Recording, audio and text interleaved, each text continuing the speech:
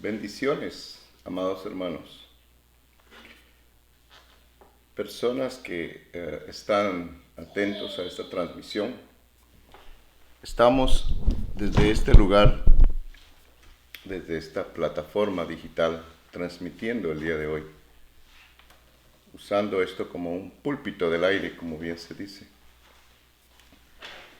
tratando de llevar a cabo o cubrir en parte lo que siempre ha sido el consejo de Dios para su pueblo. Permítame hacer una palabra de oración y luego continuamos. Tengo un consejo el día de hoy. Vamos a rogar a Dios que Él sea el que dirija todo. Padre, en el nombre de Jesús, queremos suplicarte en esta hora, Señor, que te glorifiques y que te hagas realidad visitando cada vida, Señor, cada hogar, de todos los que escuchan, Señor, de aquellos que tienen, Señor bendito, indisposición en sus hogares, de aquellos que tienen, oh Dios de la gloria, un cierto desacuerdo, Padre bendito. Venga, oh Dios de la gloria, el consejo. Llamamos, Señor, el acuerdo, Señor, en tu nombre, Padre bendito.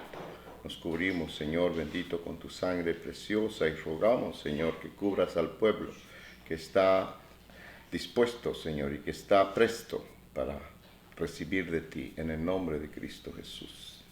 Pedimos. Amén. Amén.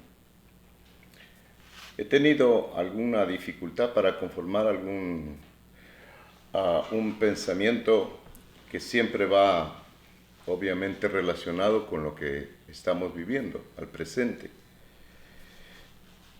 He estado leyendo algunos artículos, algunas cosas y me asombra mucho las cosas que se escriben a veces, que se definen, porque no son cosas de uso común, sino que son cosas propiamente dadas por lo que se está viviendo en este momento. Estamos viviendo un tiempo, ya es obvio, de mucha convulsión, de mucho movimiento. Estamos viviendo un tiempo en el que no sabemos lo que va a suceder en el próximo momento. Es un tiempo de espera un poco angustioso, como hemos dicho en el pasado y lo repetimos bien. Es como vivir rumiando el tiempo, y eso alguien dijo que es labor de gigantes. Sí, es muy complejo, pero que nos guste o no, estamos en medio de esto, ¿verdad? Y el día de hoy quisiera tocar algunas cosas. Este es un relato, este es un comentario que saqué del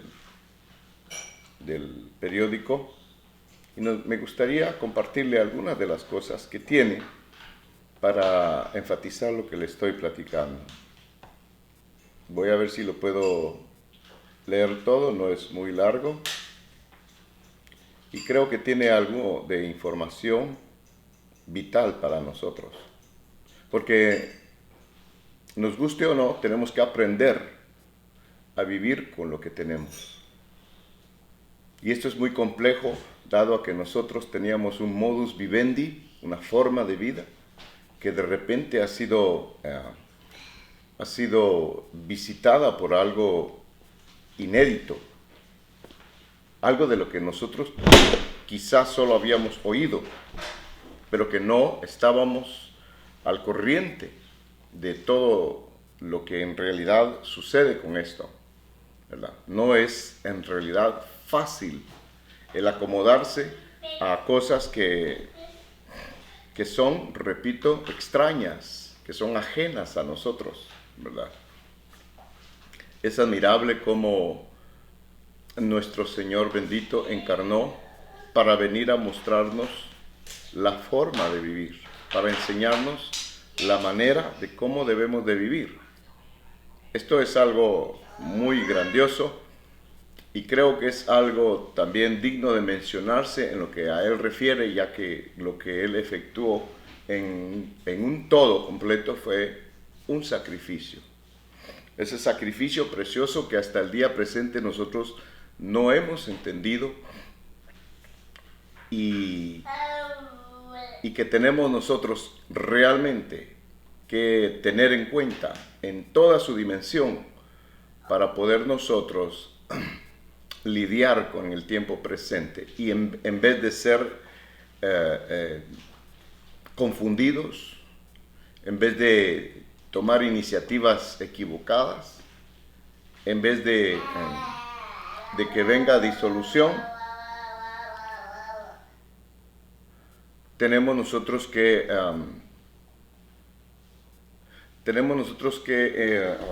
conformar nuestra mente al presente. Esto es así y debe de serlo por el bien nuestro y de nuestra familia, ¿verdad? Gracias a Dios por ello. Así que voy a permitirme leer en parte este comentario. Me pareció muy propio. Y dice así, mire, nos llegó la hora de enfrentar un mundo distópico. Déjenme empezar otra vez. Nos llegó la hora de enfrentar un mundo distópico. Esa palabra nunca la había oído. En el que millones de ciudadanos estamos confinados en nuestras casas para no caer en las estadísticas de la pandemia del COVID-19.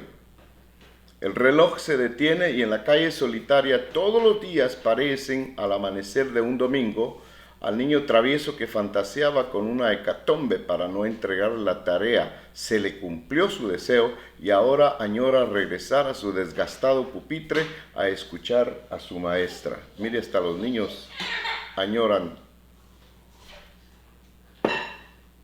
Vamos a tratar de continuar.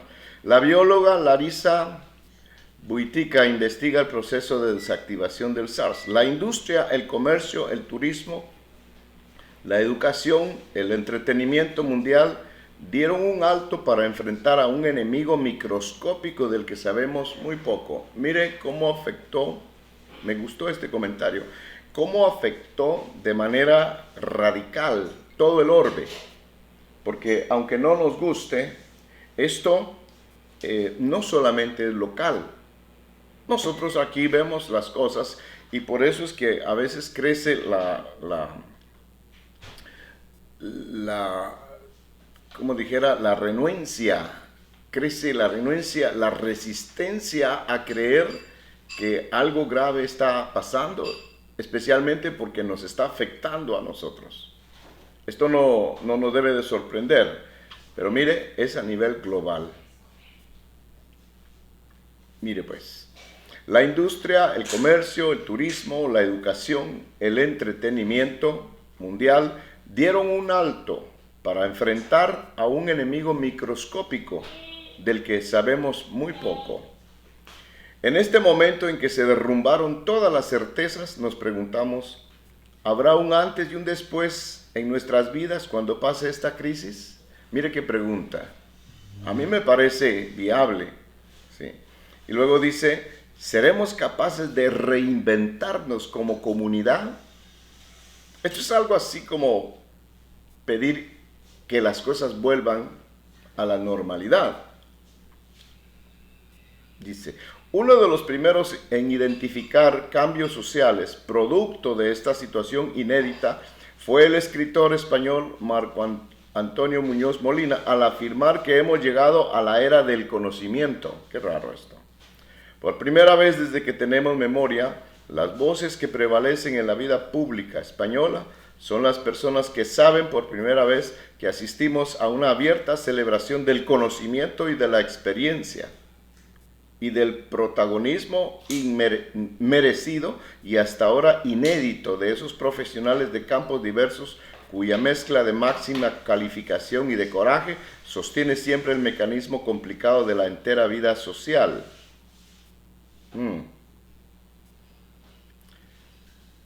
Una imperdible reflexión, el momento en que vivimos.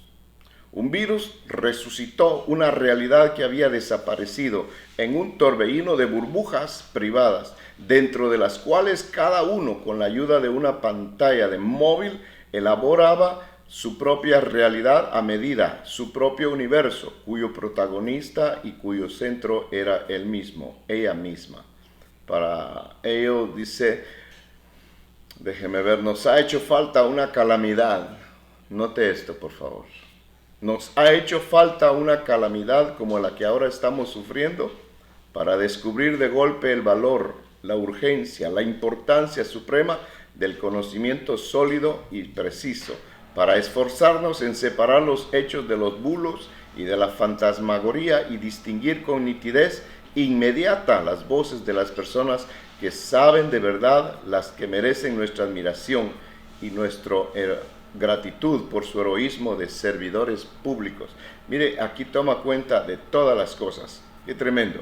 Pero lo que mencionó al principio, que es un mundo distópico, me llamó mucho la atención. No es porque esté usando vocabulario de día domingo, simple y llanamente son cosas que en realidad denuncian, declaran de manera clara que es el mundo que estamos viviendo nosotros hoy, y eso debe de ser muy notable para nosotros. Ahora, distópico, déjeme ver, es lo opuesto de utópico. Me gustó eso. Distópico, lo opuesto, la utopía opuesta a la distopía. Sí. Porque la utopía concierne a la ceguera, a aquel que no quiere ver. La utopía viene del griego ouno, lugar, y significa literalmente sin lugar. Mas el sufijo latino de la O, como glosó Quevedo, no hay tal lugar. La palabra fue acuñada por Tomás Moro para describir una sociedad ideal y por lo tanto inexistente. Oiga eso. Entonces, utopía es una ceguera con los ojos abiertos para inventar realidades que solo existen en la mente. Hasta ese punto nos ha llevado la situación actual. Y luego él habla de distopía aquí en este comentario. En palabras, no le ponga usted atención a eso. Yo las uso nada más para desgregar este tema. Distopía es el término opuesto a la utopía, tal como tal, y designa un tipo de mundo imaginario, recreado en la literatura o el cine que se considera indeseable. La palabra distopía se forma con dos raíces, dúo dis, que significa malo, y topos, que puede traducirse como lugar.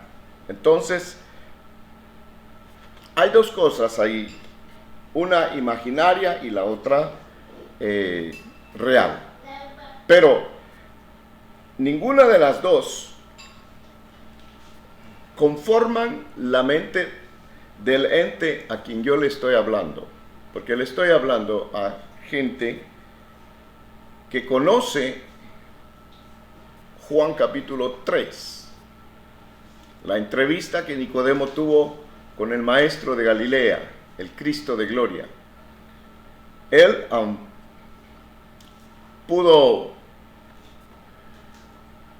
medio entender, a su parecer en ese tiempo, lo que en realidad significaba el nacer de nuevo. Eso es algo que hemos enfatizado, lo hemos remarcado y no nos vamos a cansar de mencionarlo, dado a que esto en realidad es lo que establece la diferencia. Hablo del mundo de los nacidos de nuevo, que ellos en realidad saben en qué sociedad viven, en qué mundo viven, en qué esfera se mueven, que no es la de este comentarista, por ejemplo, en el cual él tiene un deseo que no se le puede cumplir, y el otro, esa sociedad convulsa que de la noche a la mañana aparece sin pedir permiso y viene a estropear prácticamente la privacidad de cada uno de nosotros y a entrometerse en la vida privada nuestra y hacer de lo que nosotros teníamos pensado hacer un descalabro. Sí, eso es echar todo por tierra. Sin embargo, este mundo es así. Es un mundo cambiante. Es un mundo que no tiene estabilidad, y que está formado por una sociedad por igual convulsa, inestable, y que le cuesta definir su rumbo. Es complejo, muy complejo esto. Pero entonces, yo quisiera platicar de las cosas que a nosotros nos corresponden. Porque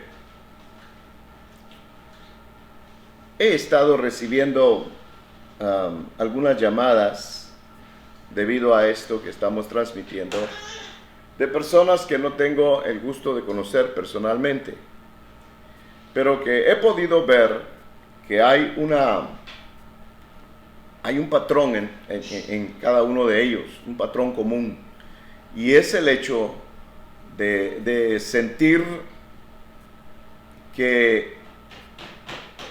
sentirse despojados de algo que tenían en propiedad. Mientras veía al niño que estaba aburrido, cansado de ir a la escuela, que estaba molesto y que deseaba que cualquier cosa pasara, y se le cumplió. Sin embargo, ahora extraña, como dice, su viejo pupitre, extraña la clase, extraña a los amigos, extraña todo. Pero la vida nuestra es totalmente diferente. Le estoy hablando de un nivel de personas que viven prácticamente una esfera totalmente diferente a la actual, que aunque viven en este mundo, no forman parte de este mundo. No tienen ninguna iniciativa en lo que respecta a cualquier cosa terrena, aunque participamos de ellas, como el trabajo, como la escuela, como el aprendizaje, como los proyectos, como la sociedad, como la familia, todo en realidad, pero que tenemos otra consigna, que tenemos otra meta. Yo le pido al Señor bendito de gloria que me asista en esta hora para poder en realidad darle forma a un pensamiento que pueda beneficiar, que pueda guiar, que sirva como de marca, de huella. Eso es lo que estábamos viendo anteriormente. Y fíjese que para esto me voy a auxiliar de Mateo, en el Evangelio de Mateo, en el capítulo 13, tan conocido. Los discípulos se reúnen con el Señor. Es evidente que el Señor Jesús está en vísperas de partir de este mundo. El tiempo de su estadía en esta tierra se había cumplido y Él estaba por abandonar el cuerpo que le habían dado, como este mundo también por igual, que no le pertenece, al que Él no pertenecía. Sí, el mundo, toda la tierra y todo le pertenece a Él, pero a lo que me refiero es que Él no pertenecía a ese medio, a ese ambiente. Él vino exclusivamente, dice la Escritura, a buscar y a salvar. Dice uno de los profetas menores que por buscar esposa se hizo pastor. Esto es glorioso. Y como tal, Él tuvo que morir por las ovejas, morir por los suyos, sí. Pero antes de partir, Él se reúne con los discípulos y, como todo maestro precioso, hermoso, incomparable, están los discípulos con Él. Dice que Él había salido del templo, se fue del templo. Al parecer ya no volvió a entrar al templo. Pero fíjese que le hacen una pregunta. Usted lo puede ver en Mateo 13, déjeme verlo. Mateo capítulo 13 y el verso 1.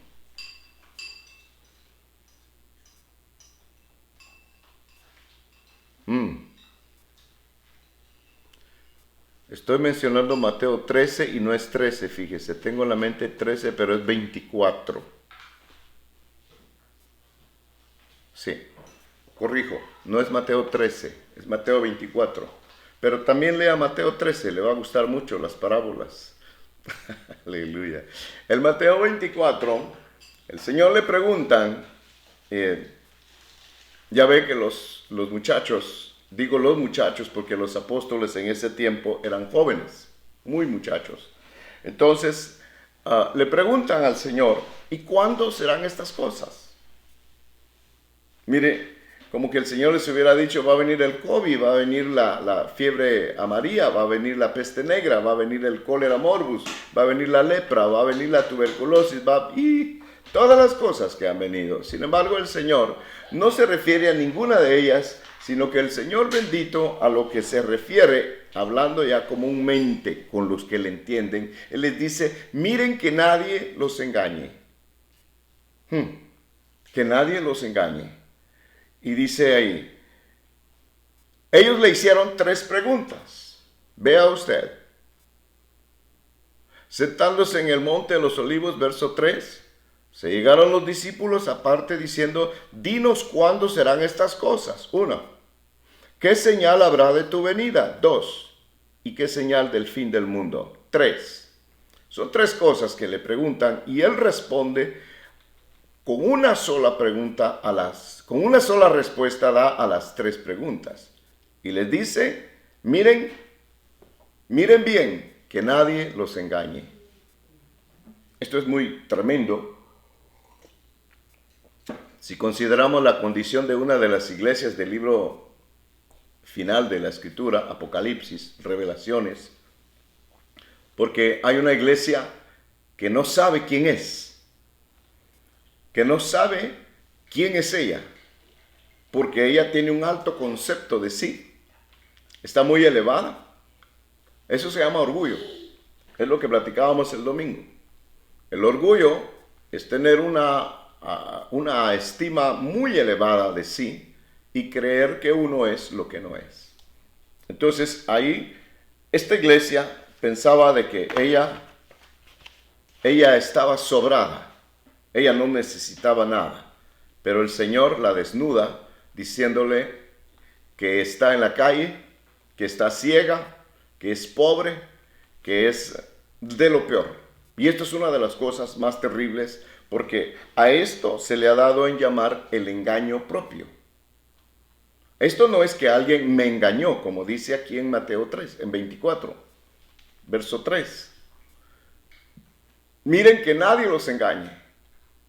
Pero qué tal que dijese acá, nos cambiaría todo el verso. Cuando él, en vez de él decir, mirad que nadie os engañe, que él dijera, no se engañen ustedes mismos. Y de hecho, en algún lugar de la Escritura, me recuerdo ahorita, dice, no se engañen. Y eso es muy importante, porque que alguien me engañe, pues tengo a quien atribuirle culpa. Pero que yo mismo me engañe, pues ¿a quién voy a culpar? Y en esto es donde yo quiero centrar el pensamiento del día de hoy. Le mencioné las cosas que en esta sociedad están sucediendo al presente, en la actualidad, con el único fin de enfatizar de que no son las cosas que nos rodean, que no son las cosas que causan las cosas presentes, las que nos van a definir. Porque definitivamente nosotros, no solamente el Señor lo dijo, sino que se vive personalmente en otro mundo. El Hijo de Dios definitivamente, ya ha dicho anteriormente, vive en 2 mundos, el mundo espiritual y el mundo terrenal. Entonces, a nosotros el Señor bendito nos habla y nos dice que nosotros debemos de vivir en una unidad.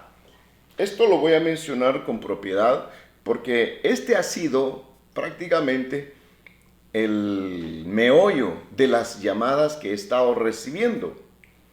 Gente que piensa que se perdió todo, pero otros que piensan que aunque las cosas van mal, ellos todavía están aferrados a aquello que un día no solo aprendieron, sino que también recibieron. Muy importante esto, mucho. Probablemente tenga yo alguna deficiencia en explicarlo, pero la Escritura nos afirma de manera contundente. Y es algo que nosotros debemos de guardar en nuestro espíritu. Porque si nosotros flaqueamos en nuestro interior, aunque en nuestro exterior tenga una buena apariencia, está claro, está redicho hasta la saciedad que a Dios no lo podemos engañar. Porque si alguien conoce nuestro interior, es el que nos hizo, es el que nos dio la vida. Bien, entonces, ya vimos Mateo 13, mirad que nadie los engañe. En 1 Corintios 11, 19, voy a usar varios versos que tengo aquí conmigo. 1 Corintios capítulo 11 y el verso 19. Vea cómo dice. Porque preciso es que haya entre vosotros herejías, aún dice, herejías, para que los que son probados se manifiesten entre ustedes. Voy a leer un par de versiones más. Es necesario que haya disensiones entre ustedes. Otro dice, es necesario que hayan bandos. Por supuesto que tiene que haber divisiones entre ustedes. Oiga eso. Para que los que tienen la aprobación de Dios sean reconocidos. Yo le platicaba a un par de hermanos, y lo he dicho en otras ocasiones también, hay momentos en que Dios mueve la alfombra. Dios sacude la alfombra para ver quiénes están bien afirmados. Porque los que no están bien afirmados, pues hacen lo que hicieron los discípulos. ¿Qué hicieron los discípulos cuando el Señor se fue? Cuando el Señor murió, quiero decir. ¿Qué hicieron? Dice que Pedro tomó sus redes rotas, viejas, las fue a buscar y se fue de nuevo a pescar. A pescar, dice, pero no pescó ni un resfrío, no pescó nada durante toda la noche, porque no era el propósito de Dios. Dios les quería enseñar algo. Mire qué tremendo es Dios, que usa los elementos, lo cósmico, lo recreacional, lo diario, todo lo usa Él para enseñarnos, para mostrarnos una realidad preciosa. Ellos habían sido seducidos por el Señor, ellos habían sido enseñados por el Señor, ellos habían sido trabajados por el Hijo de Dios, el Hijo del Dios bendito que visitó esta tierra. Pero después de que Él fenece, después de que Él perece, entonces ellos se tornan a su vida antigua. Ellos se tornan a su vida antigua. Y esto es algo muy complejo, mis amados hermanos, porque Dios de ninguna manera está en desacuerdo en que yo desarrolle mi vida. Es elemental, es primario, es necesario. Sin embargo, eso no es lo que me va a definir delante de Él. Le hablo a los que han conocido estas verdades. Le hablo a los que han entendido, a los que le dijeron un día sí al Señor, sí. Vamos un poco más allá, con aquellos con los que nos congregamos antes de que todo esto sucediera. Es más, yo recuerdo que habían quienes no asistían a las reuniones. Y sin embargo ahora se extraña todo eso. Sí. Y son cosas que Dios permite, precisamente para ver dónde estamos parados, para ver dónde está afincada nuestra fe, para ver en realidad en quién hemos puesto nuestros ojos, para ver si la fe que tenemos no es una fe fingida, una fe que se diluye con las circunstancias, una fe que puede ser afectada. Hermanos que me están oyendo, esto no es algo sólido, algo material que pueda ser afectado por las circunstancias, de ninguna manera, sino que esto es un mundo espiritual, esto es algo completamente fuera de todo razonamiento humano. Y es que en realidad el fin de todas las cosas, dice la palabra de Dios, se aproxima. Pero de todas las cosas bueno, se nos ha insinuado en más de una ocasión que el mundo se va a terminar, que las cosas se van a acabar, que el fin viene, y usan paradójicamente la palabra de Dios para decir que Jesús ya viene, que se va a llevar a su iglesia, que un montón de cosas. Hermano, este mundo por lo menos le falta el milenio. No necesita hacer ecuaciones para saber que es un milenio. Y sin embargo falta la pretribulación, la gran tribulación. Todavía después del milenio, hermano, va a haber lo que se llama, se me olvida el nombre, pero es lo que queda al final de todo. Sí. Entonces, no es asunto de tiempo de hombre para que esto llegue a culminar. Sin embargo, el llamado de Dios a su pueblo en este tiempo es a conservar lo que una vez le dieron. Mire, mi fe no va a estar sujeta a las circunstancias. Vuelvo de nuevo con lo mismo. No va a estar sujeta, por supuesto que no. No voy a ser yo un hijo de Dios de circunstancia. Ahora sí, Señor, mañana no, pasado tal vez, y de repente otra vez sí, Señor. No, el amor de Dios para mi vida no es un vaivén, no sube y baja. Una vez que Él dijo, te amo, es te amo. Y no tiene ambajes, no es negociable su amor, es perfecto. Entonces, ¿cuál es el llamado hoy? Porque leímos en Mateo 24, dice que nadie os engañe. Pero ¿de qué manera podemos ser engañados? Esto es algo muy confuso, muy delicado, que merece ser meditado con conciencia, con clara responsabilidad. Vea usted lo que está sucediendo hoy en día. Y esto es algo que es súbito, aparentemente. Es algo que emergió de la nada. Hay un llamado a la unidad. Que se unan todos los cristianos. Los que tienen el nombre de cristiano, el apodo, el mote de cristianos, que se unan. Que se unan los evangélicos. Que se una medio mundo. Y que oren por un político. Y que oren por esto, por el otro. Bueno, no considero que sea malo que nosotros elevemos una plegaria al Señor por la paz del lugar donde vivimos. Eso no solo es noble, sino que es necesario y fue mandado por el Señor. Porque Él dijo que oremos por la ciudad donde vivimos, porque en la paz de esa ciudad tendremos nosotros nuestra paz. Ahora bien, ¿qué tiene que ver todo eso con que yo esté unido?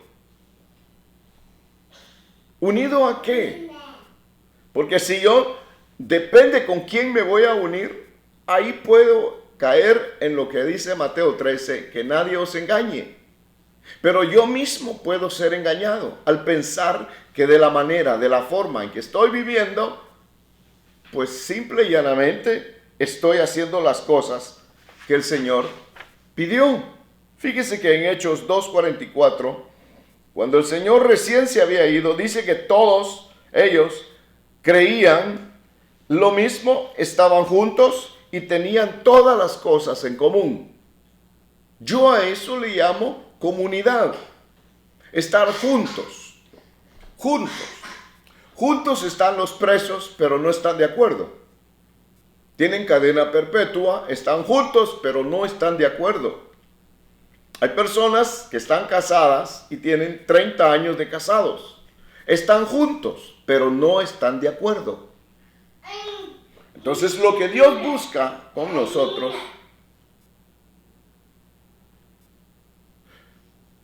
lo que Dios busca con nosotros es que exista acuerdo entre nosotros.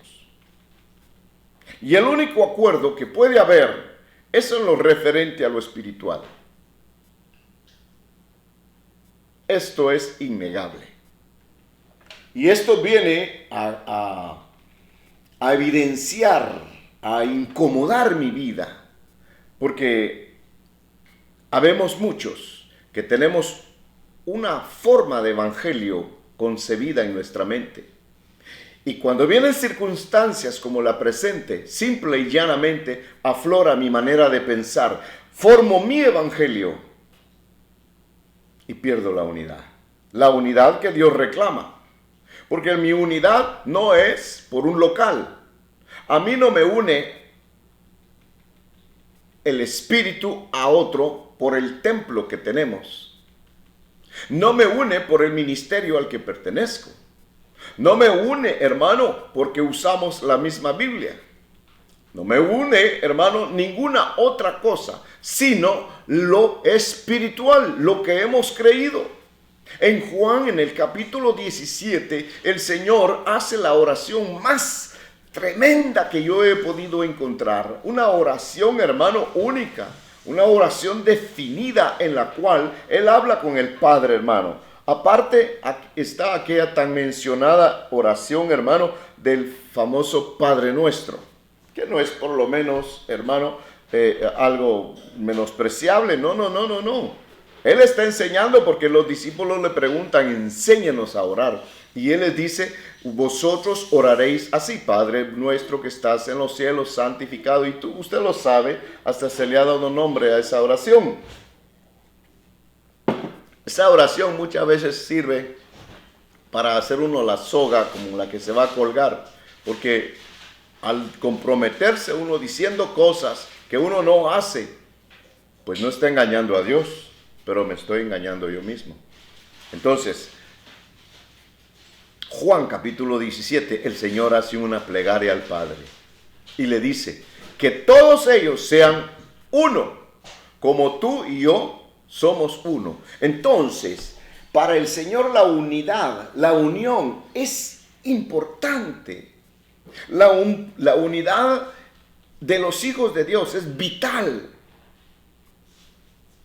Porque no nos va a unir ninguna otra cosa, hermano bendito. Y yo lo quiero llevar a Efesios 4:3, porque mire el tiempo aquí corre. Efesios capítulo 4 y verso 3. Mire lo que el Señor pide ahí. Dice, que nosotros, seamos solícitos en guardar la unidad del Espíritu en el vínculo de la paz. Me gustaría tener otras versiones, porque este es un versículo tan precioso, hermano. Déjeme ver si lo puedo sacar rápido. Efesios capítulo 4, verso 3. Es tan precioso, hermano bendito, porque nos dice a nosotros en realidad cuáles son las cosas que nos deben de unir. Vea, gracias a Dios lo logré sacar. Vea, haciendo todo esfuerzo por preservar la unidad en el Ruaj por medio del poder sellador del Shalom. Esta es la Biblia hebrea. La Valera dice, solícitos en guardar la unidad del Espíritu en el vínculo de la paz. En la Biblia traducción lenguaje actual dice, hagan todo lo posible por vivir en paz, para que no pierdan la unidad en el Espíritu, la unidad que el Espíritu les dio. Esto es hermoso, hermano. Mire qué precioso. Hagan todo lo posible por vivir en paz. En paz solo se puede vivir teniendo relación. Cuando yo me despego del cuerpo del Señor, ya no puedo tener esa relación que me da la paz. Porque solamente en la relación se liman asperezas. Solamente teniendo relación puedo yo conocer cómo es mi hermano, cómo es mi hermana. Solamente teniendo relación, teniendo comunión, puedo yo, hermano, definir cómo es mi familia en el Señor. Y aprender, según la enseñanza bíblica, a tolerar, a ayudar, a aconsejar. En eso de aconsejar, hermano, necesitamos consejeros en el cuerpo del Señor. Necesitamos, hermano, consejeros. Recuérdese bien que uno de los nombres de Cristo Jesús es consejero divino. Por lo tanto, la consejería tiene una importancia capital dentro del cuerpo del Señor. Se necesita gente, hermano, no preparada. No gente, hermano, auspiciada por ningún ánimo humano, sino simple y llanamente que el amor de Dios more dentro de él y que pueda guardar la unidad.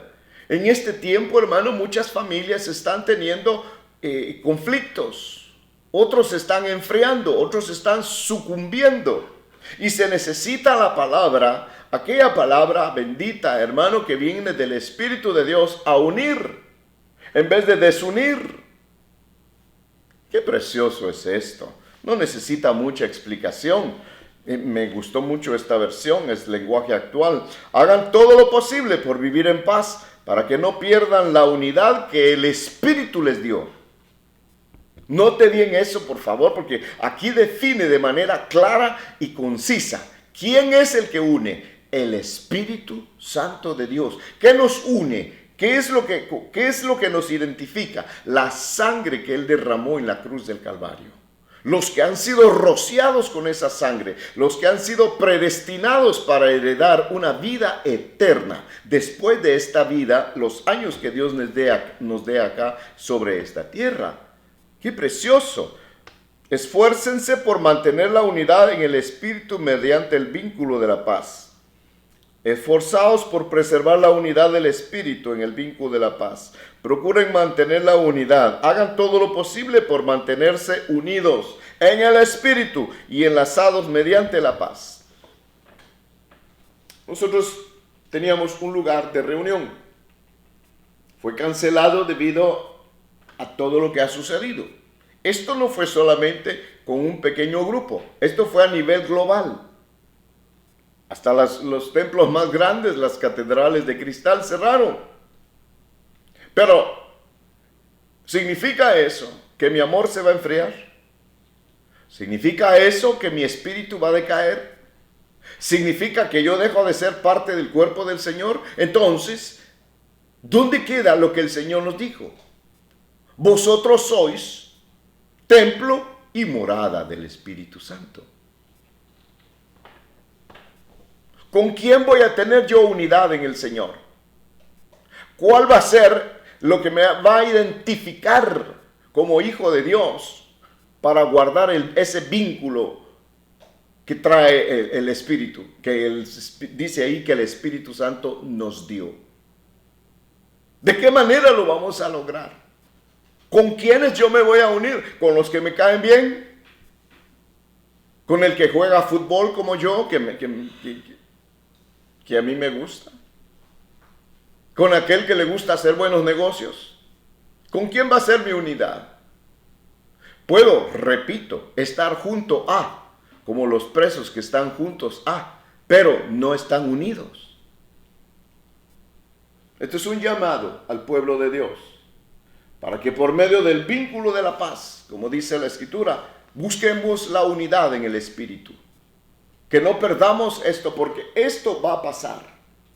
Sí, y van a venir otras cosas peores, porque es el inicio de dice Apocalipsis, que cuando estas cosas empiecen a suceder, dice en Mateo 24, pero Apocalipsis lo repite de manera concisa, clara, enfática. Él dice que van a venir, el ángel que le habla a Juan le dice que le trae la revelación de las cosas que están por suceder pronto. Ya dijimos que no era un pronto como nosotros lo conocemos. 2000 años han pasado y nada ha sucedido. Y por eso es que la gente vive confiada. Y porque vivíamos en un mundo del cual nosotros no nos enteramos de nuestro alrededor, de nuestro entorno, es que nos ha sorprendido. Por eso es que muchos están extrañando cosas que para ellos consideraban eran normales, así las consideraban. Sin embargo, Dios permite que las cosas suceden para probar nuestro amor, para probar nuestra fidelidad. ¿En quién estás creyendo? ¿En quién has confiado? Es triste ver mucho pueblo y lo digo así con clara conciencia, mucho pueblo que está disvariando, mucho pueblo que ha sido desbandado, como decía el Señor Jesucristo. He visto a Israel disgregado por el campo, decía, como ovejas que no tienen pastor. Qué terrible es eso, qué terrible. Aprovecho la ocasión para bendecir a todos aquellos que permanecen fieles, como dice 2 Tesalonicenses, a los que hemos permanecido. Sí, porque Dios va a probar nuestra fidelidad con templo y sin templo, con iglesia y sin iglesia. Sí. Vienen cosas más terribles. Hermano, viene después de todo esto una persecución que ya empezó. Y si el adversario, el que tiene mente torcida, logra colocar en lugares claves personajes con poder, con toda libertad a dos manos, hermano, para hacer lo que guste, que los que decimos conocer al Señor Jesucristo, tengamos una vida, hermano, en preparación para cualquier emergencia que pueda haber. Sí, esto tiene que ser así.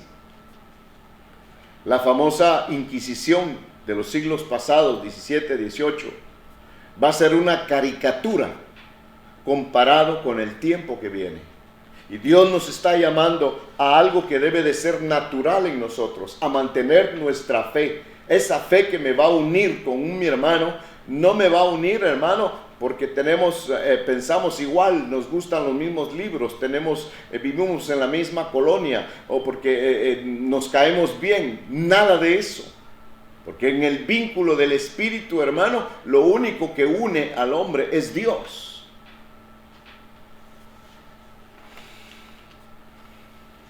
Qué precioso, hermano. Fíjese que es tan poderoso el vínculo de la paz, el vínculo en el Señor, que Él dice que si dos personas se ponen de acuerdo aquí en la tierra y piden algo al Padre, dice, lo que nosotros pidamos acá se hará en el cielo. Mire la redundancia que tiene el creer en aquel que un día vino a la tierra a dejar estas promesas. Porque Dios es vivo, está vivo y no miente. Juan capítulo 17, 23 le dije, cuando el Hijo de Dios ora y pide al Padre para que haya unidad en nosotros, que seamos uno, así como Él y el Padre son uno. Efesios 4:13, ahí mismo en el 4:3, pero ahora el 13, mire lo que dice tan precioso. Hasta que todos lleguemos a la unidad de la fe y del conocimiento del Hijo de Dios, a la estatura de un varón perfecto, a la medida de la plenitud de Cristo, de la edad de la plenitud de Cristo. ¿Cómo vamos a alcanzar eso? Solamente en la unidad. Nadie va a poder funcionar solo. No. Note bien, estamos hablando de la unidad, porque es menester, es necesario que sea guardada. Lo contrario de esto es la disensión, la división. Y recordemos bien que ni el diablo está dividido.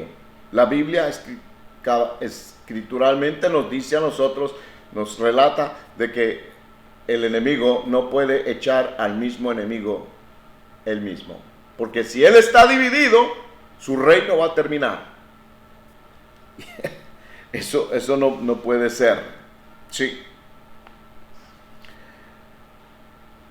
Romanos 15, versos 5 y 6. Ya voy terminando, hermanos. Mire cómo el tiempo se va. Qué manera de diluir el tiempo. Romanos capítulo 15, del verso 5 y el 6. Mas el Dios de la paciencia. ¡Ah, qué hermoso esto!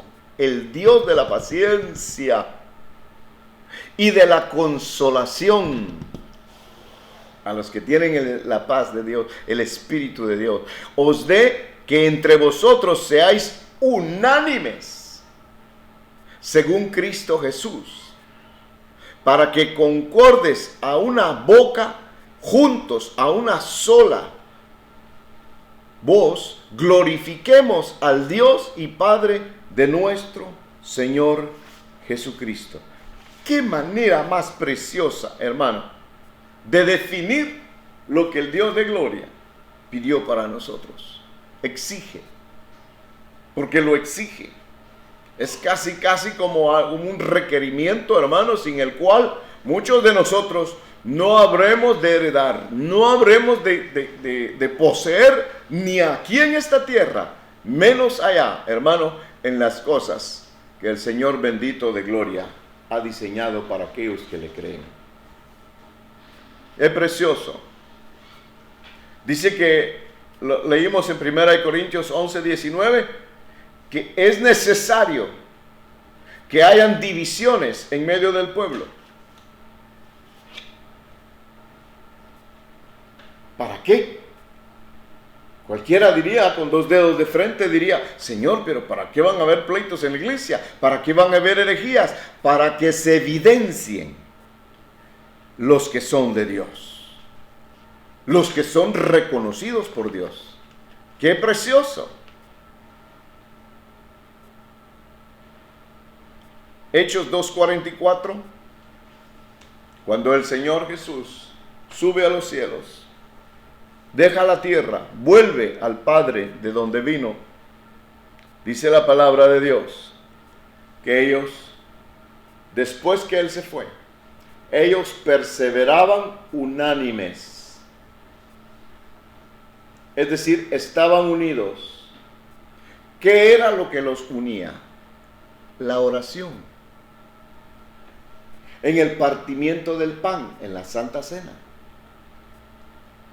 Son vínculos que Dios dejó, hermanos, para su pueblo. Yo he llegado al punto de creer, y la Escritura me ampara, que solamente esa unidad va a ser capaz de borrar todo resquicio de molestia entre aquellos que hemos sido llamados por el Señor, que hemos sido recibidos como sus hijos, que hemos sido rociados con su sangre bendita. ¿Cómo va a poder el esposo aguantar a la esposa? Mire la palabra que estoy usando, aguantar. ¿Cómo va a poder la esposa aguantar al esposo y el esposo a la esposa? ¿Cómo van a poder hacer? Hablando de estas cosas, le contaba yo de una pareja que se presentaron delante de un pastor para que el pastor orara, hiciera una oración por ellos de agradecimiento a Dios, porque tenían 40 años de vivir en matrimonio, de vivir juntos. El pastor, como siempre, hay a veces uno se columpia y dice cosas fuera de orden. El pastor le pregunta a él, ellos están tomados de la mano, el pastor va a orar por ellos. Y dice, pregunta el pastor, le dice al hombre, ¿ella lo hace feliz a usted? ¿Todo este tiempo lo ha hecho feliz? Y el hombre, sin ambajes, sin inmutarse, dijo, no, ella no me hace feliz a mí. Ella lo soltó de la mano y le lanzó una mirada, lo volteó a ver como una cuchillada. Y se le quedó viendo y el pastor vuelve a preguntar, ¿que ella no lo hace feliz, hermano? Claro que sí, le dijo. Y él contestó de nuevo, no, ella no me hace feliz. Y él dijo, yo soy feliz. Vea eso, yo soy feliz. Porque si mi felicidad depende de ella, cuando ella esté de mal humor, yo la voy a pasar muy mal. Y ella tiene su propia felicidad. Ella es feliz en sí, porque ella no depende de mi estado de ánimo, ni de mi estado de humor. Si yo vengo frustrado, si vengo mal del trabajo y ella me espera con amor y espera que yo le dé el amor que ella espera siempre recibir, no lo va a recibir en cambio un disgusto. Esto unido a lo que es la iglesia del Señor. Yo no voy a aplicar patrones humanos a la iglesia, pero una cosa es cierta: Dios ha sido suficiente porque Él compró la iglesia. Él pagó con su vida por la iglesia, a la que Él llama su esposa. Y Él la hizo feliz. Él la hizo feliz. Ella tiene una felicidad que ha sido infundida por Él. La alegría de la cual ella se juerga, se goza, es saber quién es su esposo. Ya no tiene nada que ver en el plano humano. Por supuesto, hay cláusulas tremendas, hermanos, de tal manera que el que no comprenda el matrimonio en sí, jamás o nunca va a poder entender el arrebatamiento. Porque Dios no se va a ligar con alguien que no le ama. Cuando el Señor Jesucristo se levanta, lo levanta al Padre del lago de fuego a donde Él fue, el Señor vuelve a la tierra y pregunta a Pedro: ¿me amas? Esa fue la pregunta clave. Él no le dijo a Pedro: Pedro, ¿cuánta teología sabes? No le preguntó a Pedro: Pedro, ¿cuántas barcas tienes? Pedro, ¿te fue bien en la pesca? No le preguntó nada de eso. La pregunta clave fue: ¿me amas? Porque el amor trae unidad. Porque el amor trae ese lazo ferviente que debe de existir entre nosotros, hermanos benditos, si decimos y si en realidad somos miembros del cuerpo del Señor. Hoy en día la palabra unidad está reusada, superusada, está bien ajetreada, hermano. Todo mundo busca la unidad ahora. Pero, ¿con quién te vas a unir? Primero únete contigo mismo. Busca la armonía contigo mismo. Dice Primera Tesalonicenses. Dice que tenemos que buscar esa santificación en nuestro cuerpo, alma y espíritu. Yo diría espíritu, alma y cuerpo, porque Dios siempre empieza a trabajar a partir de la nada, y el espíritu es eso, algo que intangible, algo que no se ve. Entonces, una vez que yo esté en paz conmigo, yo puedo estar en paz con los demás. Nadie puede dar lo que no tiene. Iglesia bendita del Señor, si has sufrido algún descalabro, analiza tu fe el día de hoy. Analiza cómo ha sido tu vida, cómo te ha afectado todo esto. ¿Estás quizás acaso contento y dices tú: qué bueno, ahora ya no voy los domingos a donde me congregaba? Si ese es tu pensar, esto que estamos platicando no es para ti. No, estoy hablando con aquellos como cuando llegó el momento de reemplazar a Judas. No había que reemplazar a Judas, pienso yo, pero sí había necesidad de llenar ese espacio. Y dice la palabra de Dios que se reunieron los comprometidos, aquellos que haya o no haya, aquellos que vean o no vean, aquellos que creen. Esos son los que están comprometidos. Yo bendigo a aquellos que han creído y que se mantienen unidos. Yo les voy a decir esto: el día que Dios permita de nuevo nuestras reuniones, van a ser reuniones de gloria, van a ser reuniones como no se han dado anteriormente, porque va a haber un júbilo precioso, hermoso, al saber que la iglesia del Señor Jesucristo, a pesar de las circunstancias, a pesar de todo lo que ha sucedido, permanece unida. Pero esto, recuérdelo bien, es asunto individual. Mujer de Dios, no te duermas, mantente vigilante, dice la palabra de Dios. Varón de Dios, recuerda que como cabeza de hogar, tú tienes la obligación suprema de velar por los tuyos, primeramente por los tuyos, dar tu vida por ellos. Sí, un padre, una madre, ya no están para vivir la vida ellos, sino para dar su vida por aquellos que Dios les dio a cuidar y que puso bajo su mano poderosa, bajo su tutela, quiero decir. Bendito sea el Señor y que sea Él el que nos guarde, como dijo el Señor Jesús. Cuántas veces quise juntarlos como la gallina, protegerlos como la gallina guarda sus polluelos. Así debemos de estar nosotros, bajo el amparo bendito de las alas del glorioso Espíritu Santo de Dios, que no nos ha abandonado, que no se ha ido. No tenemos un lugar ahorita céntrico, no, pero el Espíritu Santo de Dios está en nosotros y eso es lo que nos une. Sí. ¿Quiénes son nuestros hermanos? Los que tienen el mismo espíritu, los que están rociados con la sangre bendita de nuestro Señor Jesucristo. Reciba en esta hora este consejo bendito y se convierta en vida en usted y afírmese en su fe que todo esto no ha terminado. Esto está empezando, porque lo que está sucediendo es una señal para el mundo y para nosotros una confirmación de que el Señor está llevando a cabo todos sus planes. Padre, Padre, Padre, gracias.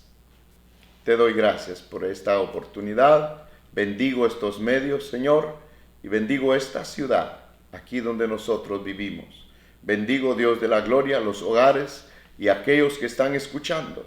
Y aquellas personas, Señor, que por primera vez nos escuchan, y aquellos que nos escuchan sin conocernos físicamente, reciban bendición del Señor en esta hora y haya edificación sobre sus vidas. Lleve, oh Dios de los cielos, esta palabra unidad en el Espíritu a cada uno y despierte, Señor, las mentes de aquellos que te aman, de aquellos que son, Señor bendito, fieles, de aquellos que tienen compromiso contigo. Gracias, Señor, en el nombre de Cristo Jesús oramos y damos gracias. Muchas gracias, que Dios los bendiga por haber escuchado y recuerde, deje que el agua corra, permita que el agua corra, que la palabra de Dios corra y sea glorificada. Comparta lo que el Señor le ha dado y lo que ha hecho en su vida. Que Dios les guarde. Amén.